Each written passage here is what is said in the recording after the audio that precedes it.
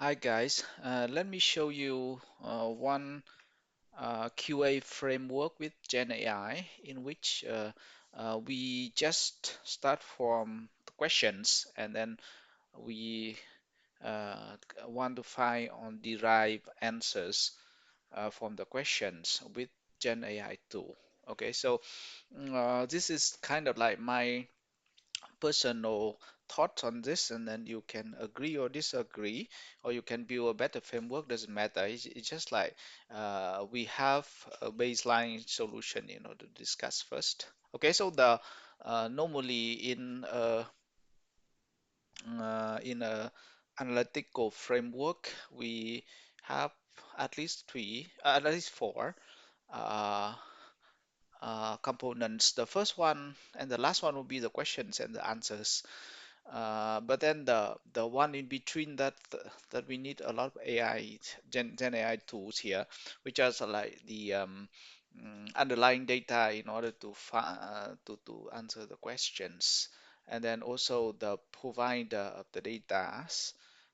So normally the data part is the most uh, intensive part in the analytic framework, because after we have the clean data already, or after we collect the data already, then the the other thing, the analytical framework, normally we have the standard one already. So uh, that one is not quite intensive. So the D, which is the data, and then the P, which is the provider of the data, will be very important. Let me show you how to understand each part. So going to the next part, which is the mm, so we go to the question part. So let us start with a very simple question. Uh, we just want to know, for example, if you want to open a shop, or you want to buy the house in Thailand, and then you want to find the top provinces in Thailand. So uh, there are three questions here you want to ask, and then I will show you the way to ask the right questions. So the leading questions are very important to lead all the whole process, the analytical process.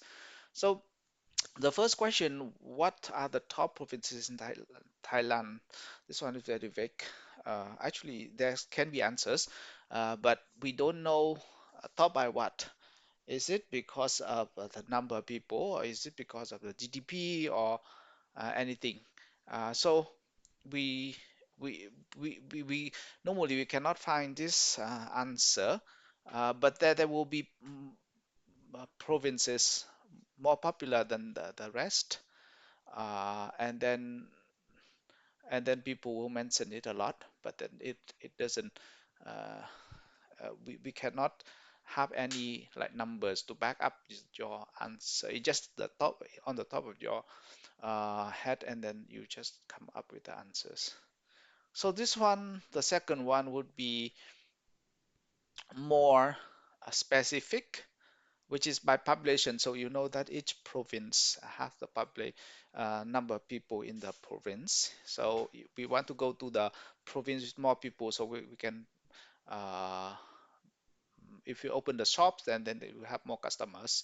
If you mm, buy a house in a big province, in the province with a lot of people, maybe later if you sell it, you also have a lot of a lot of buyers to sell your house. So it's a good thing to think about population, but population can be very tricky, because in the province with a very big province, uh, with a large area, and then you have a lot of people, but then they're very sparse, meaning that because there are a lot of people, but they live like they live not in one place, but they scatter around the places, and then that is also not good, because it means that mm, in that province you have a lot of people, but then the nearby customer to your place or your house or your shop.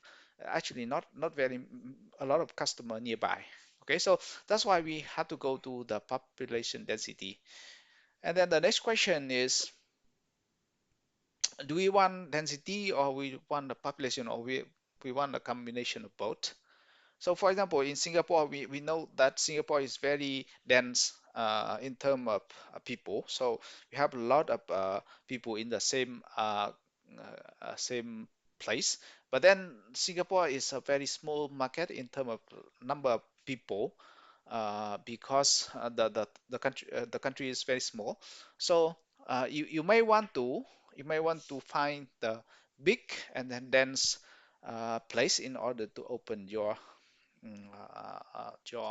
shop. Okay, so that's the first question, and then it's just by asking question only, and then you can you know that you know what you want already, and then you need to come. That's why you need to come up with a lead question or lead exam questions to start your investigation.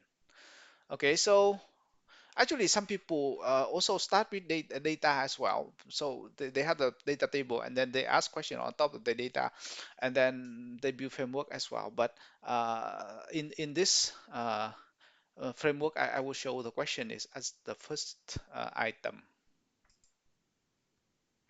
So the next, I will show you how to put questions into the underlying data. So each question will give you or will require a different kind of data or different kind of tables and columns. So let us go with the first question, right?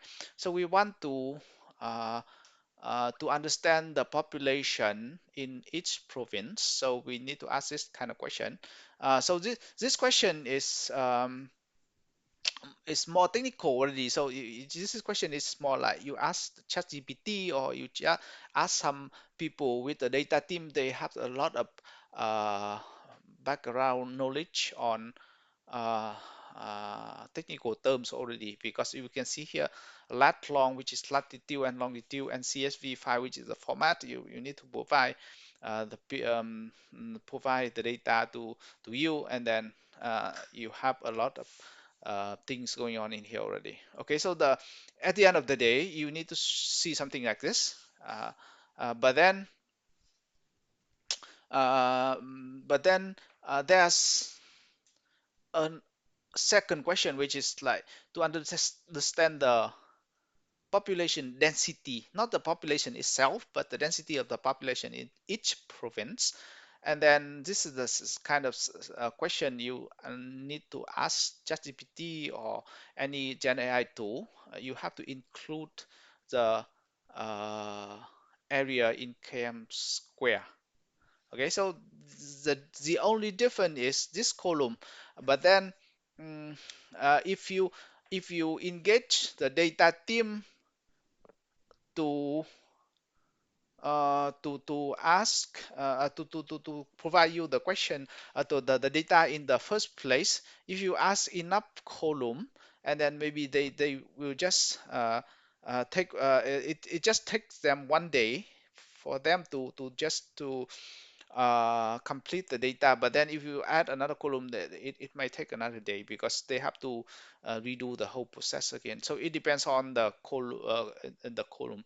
In this case, I think it doesn't take very long. So if you ask them, they can, if they have the table without the km square already, and then it may take 1 hour or two just to add one more column. So it's not a big deal in this case. But just to show you that the question actually drive or lead the data structure. So the D here is data, and also the data structure or the template that you need to use to ask the data team or to guide the data team how to provide the data for you. So the first thing is the tables you want. So in this case, it's just one table only. This is the list, the proven listing only.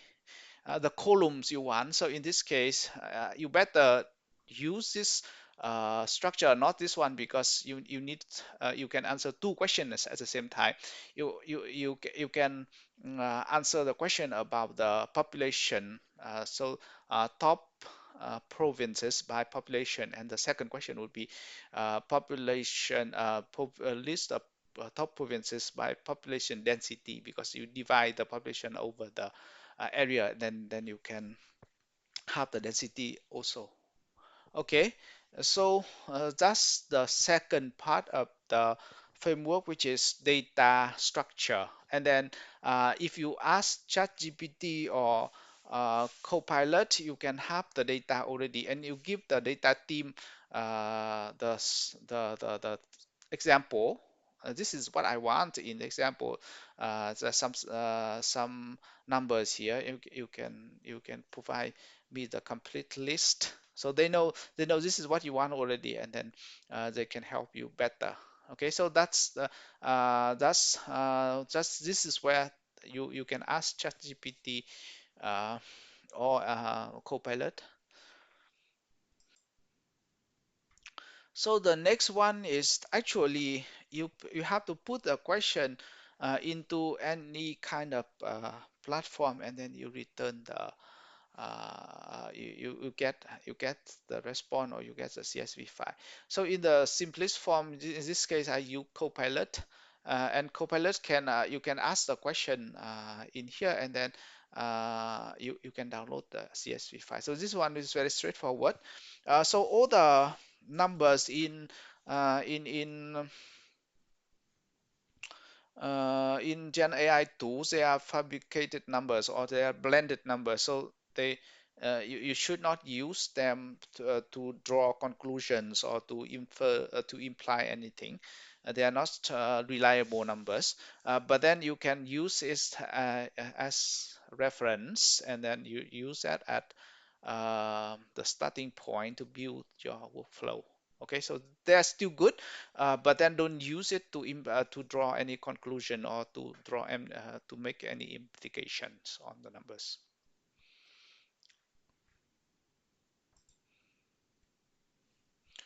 Okay, so the last piece, it will be the answers. But in this case, I don't show you the final answers, but then I also show you the framework in order to derive answers, meaning that whenever you have the new data, there will new data and there will be new answers. There are new pictures and pivots as well. So this is how it works in Alteryx. You can use other tools as well. So basically, you have the input data, and then you can use Alteryx to summarize the whole population first. So it will give you the numbers and any number, but you have to match back into the original number from uh, trusted sources, for example, the Thai government or anybody. Okay, but then these numbers are just like generated numbers, but then you can still use it. It actually is quite okay to me for the purpose of POC. The proof of concept is quite okay, because the points are quite quite accurate in different provinces, uh, and then you can still have a good picture, but you cannot draw a conclusion on there. Okay, you can still use Alteryx, Alteryx to sort the list of provinces by the population, and in this case, you see based on this data by Gen AI, then our final answer would be Bangkok number one, Chiang Mai will be number two, and Nakhon will be number three, and so on. Okay, uh, so actually, you can uh, you can derive answer already. Even in the dummy data, you can have answers already. Just like later, if you want the data team give you the same data with the population, the province, and the latitude, longitude, you can replace this button, and then you run the workflow again, and then you have the new answers here.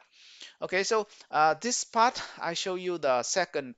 This is the like the answer the answer we are looking for, which is the list of province with biggest one on top. But the second one, I want to show you, this is the function of outreach as well, which is to draw the bubble chart on top of the map of Thailand map. So the purpose of a bubble chart is just to show you, the first thing is the location of the population. So you can see here Bangkok is here, and then Chiang Mai is here. And then the second one is just to show how big and how small the province. So for example, in here you can see in Bangkok, the population is very big compared to Chiang Mai. Chiang Mai is okay, but then bigger than the rest, but then still not as big as this guy. So yeah, so that's how you derive answer, or in this case, you build the framework or the workflow to derive answers from dummy data or the generated data. Okay, so just to sum up the whole process, you have questions, or you have leading questions, and you want answers. So we want to derive answers from the question, and in between you have to derive, you have to design the template or the data structure in order to ask for the data, and you ask the data team or the data provider to give you the actual numbers, and you can plug in the workflow or the framework in order to derive answers.